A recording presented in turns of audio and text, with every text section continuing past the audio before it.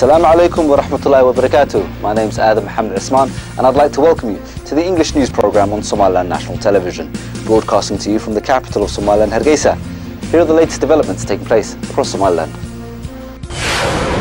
Somaliland Economic Committee overview government expenditure so far for 2014. Minister of Aviation discusses the importance of city fire departments. Minister of Health starts construction of MCH in Buhodla region.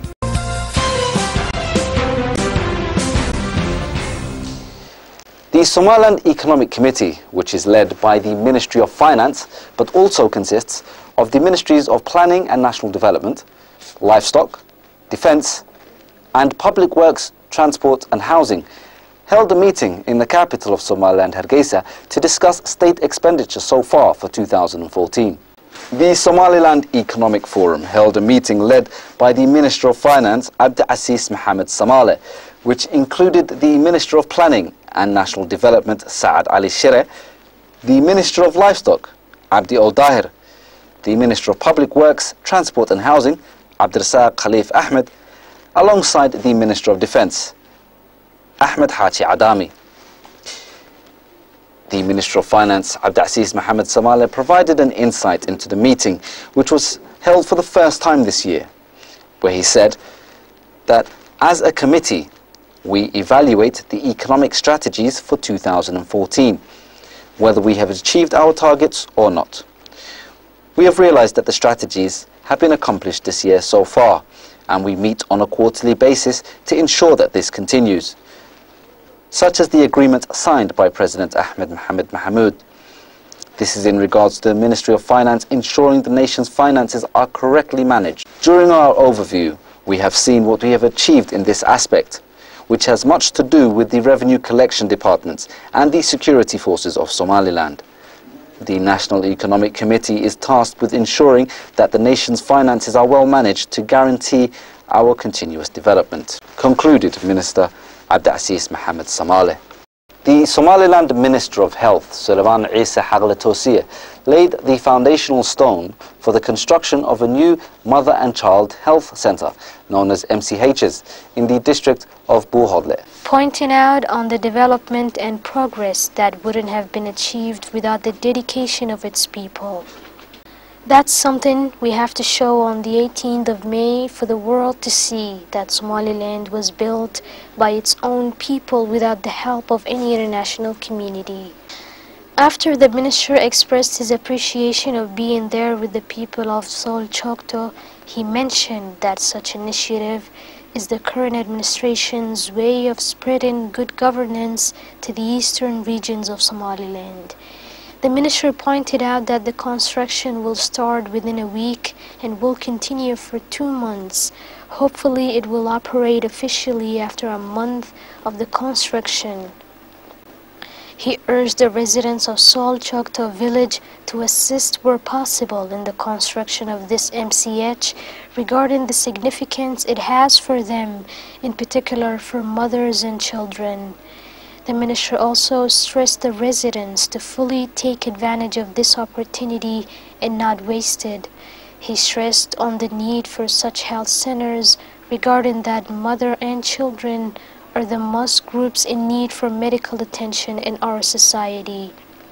The minister eventually pledged that more developmental projects of such importance will be implemented in the eastern regions of Somaliland.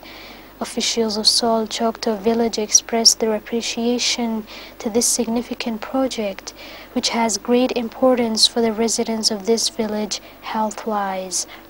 In conclusion, village officials sent a message of peace to the individuals attempting to disturb the stability of the region and urged them to maintain the peace we have long fought for.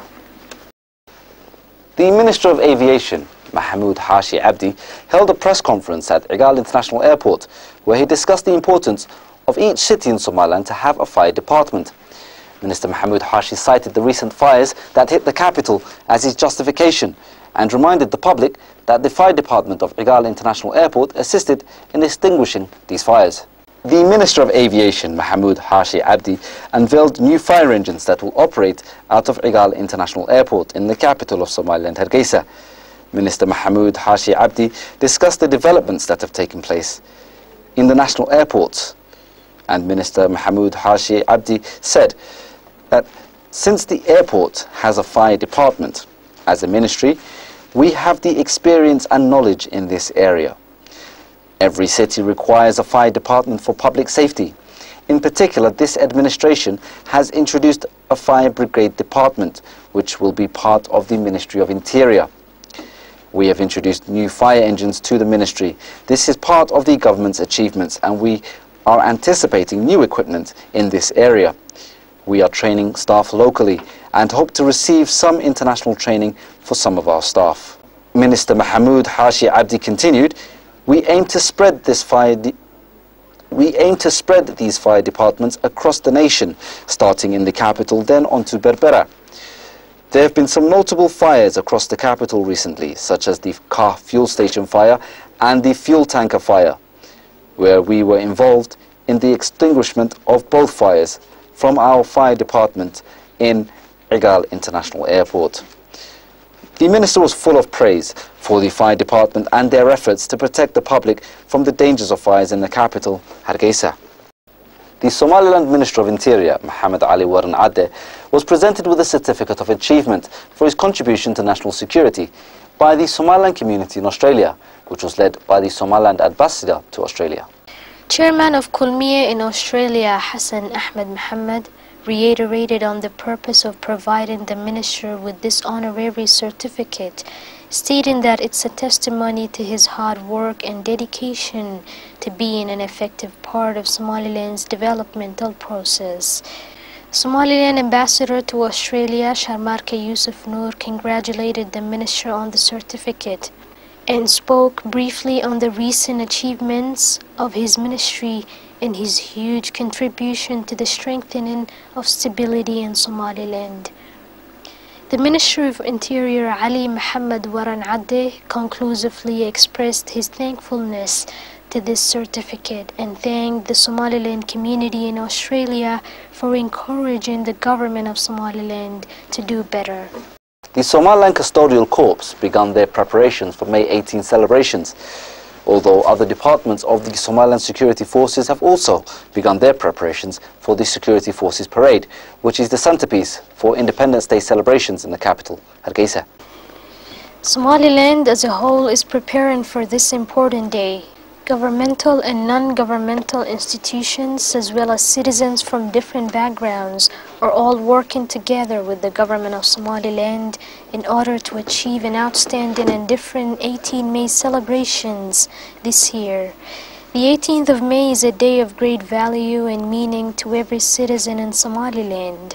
It's the day we declared our independence from the union with neighboring nation Somalia after a ravaging war that has torn Somaliland into small pieces, the pieces that we had to put together to form the Somaliland we have today. Chief of Somaliland Custodial Corps Mohammed Hussein Hirane, updating the media with the latest on the preparations, expressed his joyfulness for leading this group chosen to participate in the upcoming National Day celebrations. He continued to pledge to dedicate the next few days to the rehearsals in hopes of representing Somaliland in a different image this time. The Chief of Custodial Corps mentioned how proud they are of Somaliland and where it stands today. The Marodi Cheh Regional Courts temporarily suspends the Heart of newspaper from production following charges of libel and slander. The court supported the decision to temporarily suspend the paper following suggestions of baseless accusations made in the publication towards key officials without substantiated proof. The hearing was scheduled to take place earlier this morning in regards to the charges against the Heart of newspaper, which was suspended for charges of fabricating stories of defamatory nature and accusing many officials. The session kicked off with the chairman of the Heart of newspaper, Yusuf Abdi Gabobe, and his chief editor directing insults and unacceptable statements to the court judges, stating that they are biased towards the government and thus against their newspaper. As a result of this disturbance inside the court, the Murodiceh Regional Court decided to suspend the paper temporarily. This is not the first time the Somaliland government has had issues with local media, and steps have been taken to ratify the Mass Media Act in Somaliland, which the current administration would like to be amended by the legislative branches. This controversial draft was previously enacted by Somaliland's former administration, and the draft was biased. The draft has been deemed biased and one-sided. Therefore, the current administration requested that the legislation be amended with a new draft. The current Somaliland media law states that individuals can reply to accusations made in the media, whether true or false. However, this does not account for the damage that statements can cause businesses, organizations, or public institutions following the accusation being made without any accountability. SONSAF, Somaliland's Non-State Actors Forum, held a welcome meeting for the Somalia delegation that is currently in the Somaliland capital to observe what Somaliland has achieved over the past 23 years. The non-official delegation consists of cultural leaders, academics and traders that have met with their counterparts to discuss how Somaliland has managed to preserve its peace in an otherwise troubled region. A broad meeting organised by the Somaliland Non-State Actors Forum was held in the capital of Somaliland, Hargeisa, to provide a warm welcome for the intellectuals and elders from neighbouring nation Somalia. The meeting opened with a brief speech to welcome the leaders of the non-state actors of Somaliland, from the non-state actors of Somaliland to the visiting delegation. They informed the traditional elders of neighbouring Somalia, clarifying that Somaliland and Somalia are two different nations, and that they can discuss areas of trade and regional stability. Likewise, the traditional elders from Somalia discussed their insight into the development of peace and political stability that currently exists in Somaliland. They praised the people of Somaliland for their effort to stabilize the country while much of the region is still chaotic. This is the first time that such a delegation from neighbouring Somalia has arrived in the Somaliland capital, Hargeisa. And that's the end of our news programme on Somaliland National Television. We're broadcasting to you from the Somaliland capital, Hargeisa, with the only Somali-speaking channel with an English news programme. You can keep updated with us on somalilandntv.com or email us at the English section at somalilandntv.com, as seen below. Until next time, Assalamu alaikum wa rahmatullahi wa barakatuh.